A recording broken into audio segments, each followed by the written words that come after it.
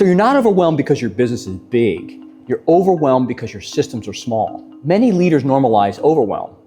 We treat it like it's a sign of growth. More clients, more people, more activity, more stress, more anxiety, but that's a mistake. Overwhelm is not a growth indicator, it's a system failure.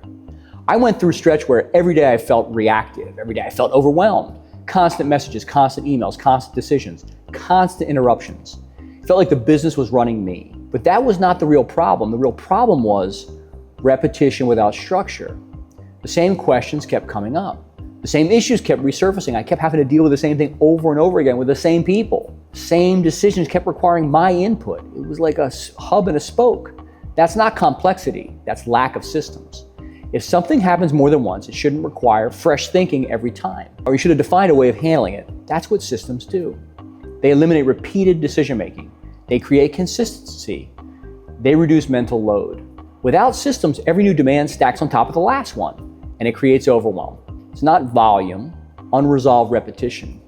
The shift happened when I stopped reacting and started diagnosing. Instead of asking, what needs to be done right now, I started asking, why does this keep happening? And then, what is missing that keeps pushing back to me? The answer was almost always the same. No clear process, no clear ownership. Then I started asking the question, who, not how?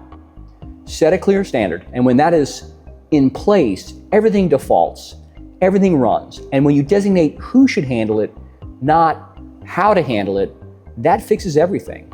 So when you build systems around recurring problems, your involvement decreases without your awareness or your energy decreasing. You're still leading, you're just not firefighting. That's the difference between being busy and being effective. Most leaders are busy solving some problems over and over again. Effective leaders solve a problem once and build a system so it does not return. There's another layer most people miss. Overwhelm is often a signal that you're holding on to a decision you should not own. Your team needs you for routine decisions, and that's a problem. The issue isn't the team, that's you. It is a lack of clarity you've provided. Clarity creates autonomy. Autonomy creates speed. Speed creates growth.